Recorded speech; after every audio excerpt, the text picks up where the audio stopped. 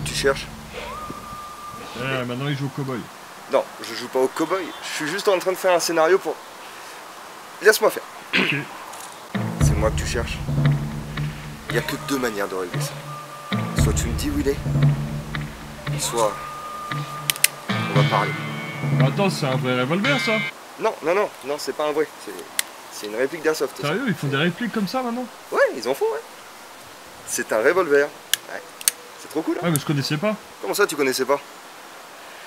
Faut tout que j'explique, hein. Bon, on va aller voir ça. Bon, avant de vous parler de ce magnifique Schofield de chez ASG, on va parler en général des revolvers en airsoft. Comme vous pouvez le voir, comme exemple, je vais vous prendre un Dan Wesson et ce fameux Schofield que je vais vous présenter juste après.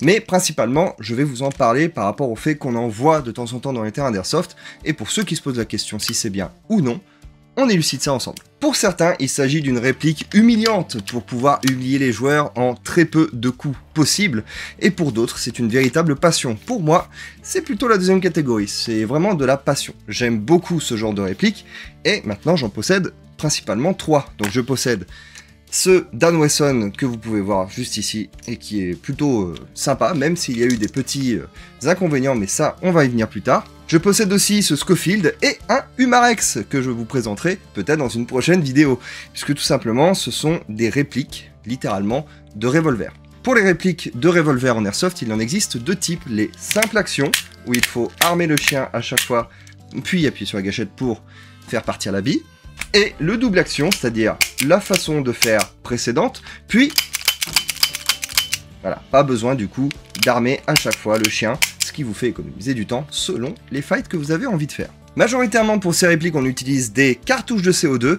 Là, pour les exemples que je vous ai sélectionnés, ce sont des répliques au CO2. Il existe des répliques au gaz. Majoritairement, ces répliques sont fournies avec des douilles. Donc là, ici, c'est un exemple, c'est une douille réductrice. De base, elles n'en ont pas. J'ai déjà eu pas mal de commentaires sur le terrain qui me disaient qu'un revolver c'était très lent à recharger même avec un speed loader. Eh bien, avec les douilles simples, je suis d'accord, mais avec un speed loader, je ne suis pas d'accord. Et là, je vais vous expliquer pourquoi. Là, à titre d'exemple, j'ai un speed loader, donc déjà prêt, donc sans les billes, bien sûr, imaginez qu'il y a des billes. Je suis sur le terrain, je vais la faire très lentement, pour que vous compreniez bien. On décale le barillet, on penche légèrement la réplique vers l'avant, on prend notre speed loader, on vient le positionner devant, on appuie sur le bout du speed loader qui va tout simplement faire tomber les douilles, hop, on remet le barillet, terminé, vous êtes prêt à tirer. Ça, vous le mettez dans la dump push. Et si vous vous entraînez, vous pouvez aller encore plus vite. Pour moi, il y a 3 raisons de choisir une réplique de revolver en airsoft. Le premier, c'est d'économiser les billes, parce que vous n'avez que 6 billes dans le barillet, ça va vous économiser pas mal de galères. En deuxième point, être précis, parce que ça va vous entraîner à être précis, vu que vous n'avez que 6 billes, du coup vous allez devoir faire attention à vos shoots, et ça va vous entraîner à être précis avec un revolver, donc une réplique de pistolet, peut-être même à l'avenir, quand vous allez rejouer sur vos PA traditionnels, vous allez être plus précis.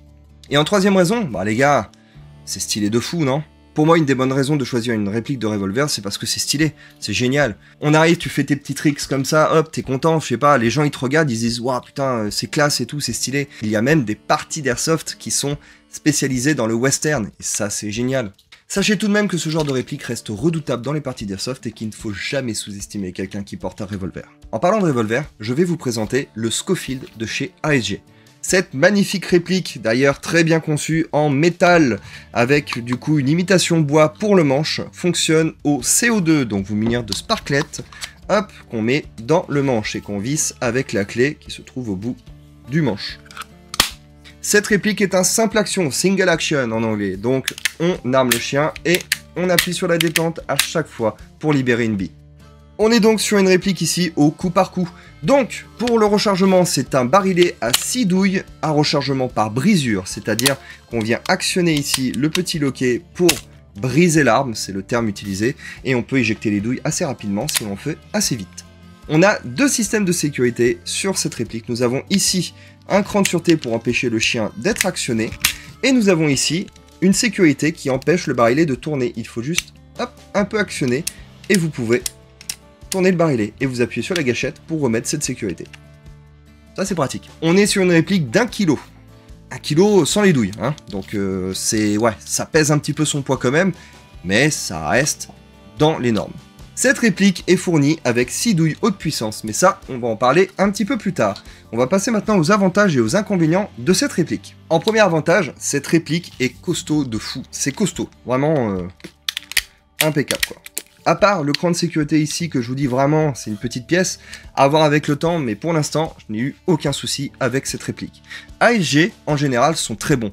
Par exemple, ici, le Dan Wesson, j'ai juste une petite fuite d'air avec, donc des joints à changer, aux alentours des entre 5 et 10 € à peu près les joints, mais littéralement, je n'ai pas de problème majeur avec ce genre de réplique. ASG font des répliques de poing au niveau revolver très costaud. En deuxième avantage, cette réplique est confortable.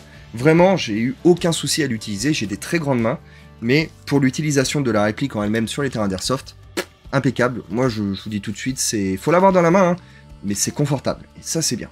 En troisième point, sa méthode de rechargement, que je trouve extrêmement sympa. Le fait que ça soit à brisure, déjà vous allez éjecter les douilles rapidement, et le rechargement se fait rapidement aussi. Vous mettez vos 6 douilles avec le speed loader que je vous ai présenté juste avant, et vous refermez, terminé, vous êtes prêt à utiliser.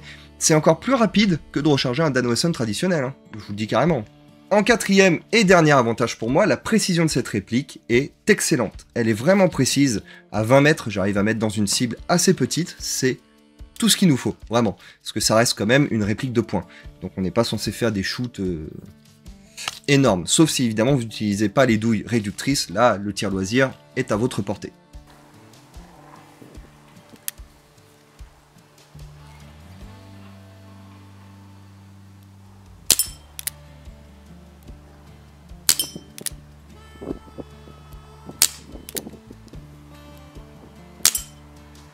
On va passer maintenant aux désavantages. Il y en a quelques-uns. En premier point, le poids excessif de cette réplique. Même si elle fait 1 kg sans les douilles et la cartouche, on est sur des répliques qui sont assez lourdes. Donc bon, niveau maniabilité, c'est moyen. Mais ça s'entraîne. En deuxième point négatif, le petit loquet ici de rechargement qui va se coincer de temps en temps dans votre holster si vous utilisez un holster mou, bien sûr. Je tiens à préciser que si vous utilisez un holster dur de chez ASG ou autre, ça ne... Normalement, c'est bon. Mais si vous utilisez un holster mou parce que vous êtes comme moi, quelqu'un qui n'a pas forcément les moyens, bah faites attention à ce petit détail, remettez-le doucement dans votre holster ou réglez-le, adaptez-le pour qu'il ne touche pas cette petite pièce. Sinon, ça, quand vous allez dégainer, c'est moche quoi. Inconvénient numéro 3, mais ça va concerner votre entretien de votre réplique ou bien sûr comment elle a été stockée, c'est les joints qui sont présents à l'intérieur de ces répliques. Comme je vous l'ai dit, mon Dan Wesson ici présent a des fuites de CO2. Beaucoup de répliques, on m'a même rapporté beaucoup de répliques de poing qui fonctionnent au CO2 ont des joints qui lâchent assez vite selon l'entretien que vous avez, puisque tout simplement dans les cartouches de CO2, je vous le rappelle, c'est de l'air sec, donc littéralement les joints ça n'aime pas avec le temps. Donc faites bien attention à l'entretien de votre réplique. Et c'est là d'ailleurs qu'on va en parler. Pour l'entretien de cette belle réplique, on a deux choses importantes à faire. La première, c'est de nettoyer le canon avec une tige de débourrage. Attention, elle n'est pas fournie avec la réplique. Deuxième point important, de mettre un peu de silicone au bout de votre cartouche de CO2, la mettre, visser, et de tout simplement entretenir vos joints. En fait, c'est simple. Le silicone va se diffuser et nourrir vos joints. Vous avez une autre solution après qui est pour moi un petit peu plus bourrine, mais c'est de mettre directement du silicone à l'intérieur ici du puits de votre cartouche de CO2 et juste ici à l'entrée et vous tirez un petit peu comme ça pour faire venir, une fois que vous avez mis votre cartouche de CO2 pour pouvoir voilà, nourrir vos joints. Mais ça c'est un peu barbare. La technique bien sûr de mettre du silicone au bout de la cartouche reste pour moi la meilleure. Ce genre de réplique nécessite des douilles spécifiques, qu'on appelle principalement des douilles réductrices. Sorties de boîte, les douilles de Schofield sont en pleine puissance et donc non compatibles pour jouer en terrain d'airsoft. Il faut donc les adapter. Je vous conseille du coup deux méthodes, soit d'acheter les douilles réductrices de Dan Wesson et de les couper légèrement jusqu'à la petite lèvre que vous voyez, car comme vous pouvez le voir sur cette image, il manque un tout petit peu au niveau de la taille pour que la douille soit tout simplement compatible et qu'elle rentre dans le barillet du Schofield. Soit vous avez la deuxième méthode qui consiste à enlever le chapeau de la douille et de prendre la petite soupape pour la mettre sur la douille du Schofield. Donc vous pourrez utiliser vos douilles de Schofield sur les terrains d'airsoft quand vous aurez mis la petite soupape de bridage. Les petites soupapes contenues dans les douilles de Dan Wesson sont donc compatibles avec celles du Schofield et passeront du coup vos douilles de Schofield de 2 joules à 1 joule, vous permettant donc l'accès littéralement au terrain d'airsoft avec votre réplique. Ce genre de réplique a aussi un avantage, c'est qu'on peut jouer en hiver avec, vu que c'est du CO2. Et ça c'est cool, hiver comme été, vous pouvez jouer sans vous soucier. Si vous êtes un grand fan de western, n'hésitez pas à me le mettre dans les commentaires. Et surtout, si vous avez d'autres marques, d'autres revolvers à proposer qui sont tout aussi bien au niveau qualité, car je ne connais que Umarex et ASG, n'hésitez pas aussi à me les mettre dans les commentaires. Je mets bien sûr tous les liens dans la description des revolvers que je possède, et aussi par la même occasion des douilles réductrices et des douilles du Schofield. En tout cas, pour ma part, je vais aller faire une partie d'airsoft. Je vous dis à la prochaine pour une prochaine vidéo. Messieurs, dames, les airsofters, les airsofteuses, je rends l'antenne.